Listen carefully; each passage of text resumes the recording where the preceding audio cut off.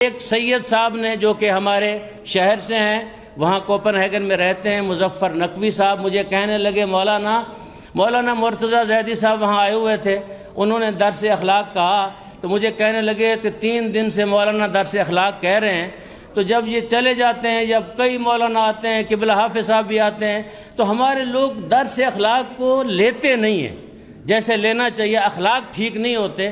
لیکن میں نے دیکھا ہے کہ گورے جو ہیں ان کے اخلاق اچھے ہیں، ان کے بچوں کے بھی اخلاق اچھے ہیں۔ اس کی وجہ کیا ہے؟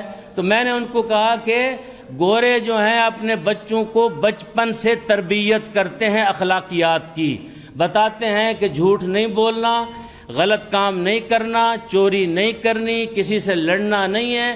ہم بچپن سے بچوں کو بہادریاں سکھاتے ہیں، اگر کوئی غلط کام کر کے بھی آئے تو ہم کہتے ہیں نہیں ہمارا بچہ تو ایسا نہیں ہے، ہمارا بچہ تو بہت نیک ہے، متقی ہے، صاحب تقوی، آپ غلط ہیں۔ یہ نہیں سوچتے کہ جو کہہ رہا ہے وہ سفید ریش ہے، بزرگ ہے، اس نے دیکھا ہے، آپ کے بچے کی بھلائی کے لیے کہہ رہا ہے۔ اگر آپ اس کو آج نہیں روکیں گے تو کل ہو سکتا ہے کہ یہ بہت بڑا چور ثابت ہو اور معاشرے کے لیے خطرناک انسان ثابت ہو۔ تو لہذا متقی کون ہے؟ جو ایسی جگہ سے گزرے جہاں اپنے آپ کو محفوظ کر کے نکل جائے، وہ کیا ہے؟ صاحب تقوی ہے۔ ایت اللہ شبیری زنجانی ایک بہت بڑی شخصیت ہیں ایران کے اندر، ابھی بھی زندہ ہیں، موجود ہیں، مرجع ہیں۔ ہم ان کی خدمت میں گئے، بہت پرانی بات ہے، اب تو وہ بچے جو ہیں 1-2 مولانا ہو گئے ہیں، کینیڈا میں ہوتے ہیں، مولانا محمد علی نجفی، تو یہ بہت چھوٹے تھے، ہم لے کے گئے تو ہاتھ چومنے لگے آغا کے، تو آغا نے ان کے ہاتھ پکڑ کے چوم لیے۔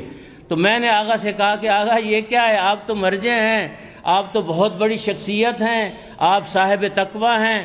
فرمانے لگے کہ آپ اس معاشرے میں رہتے ہیں جہاں صاحب تقوی ہونا مشکل ہے، اس کے باوجود بھی یہ بچے صاحب تقوی ہیں۔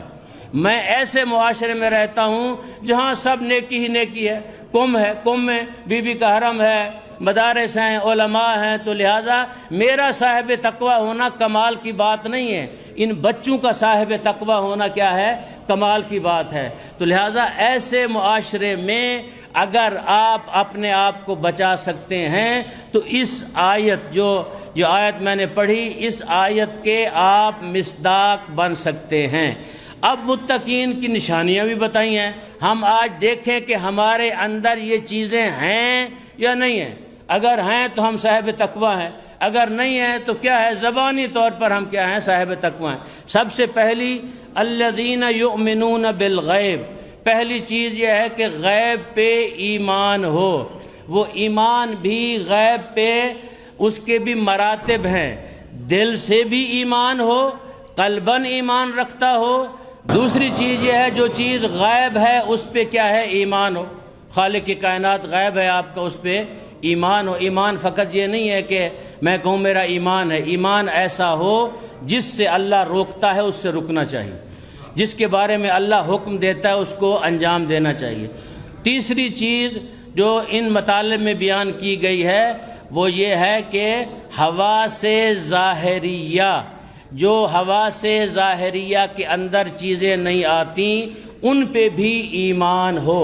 مثلا قیامت پہ اور مواقف قیامت پہ ایمان ہو کہ قیامت کے اندر کئی ایک موقف ہیں، وہاں ہمیں روکا جائے گا،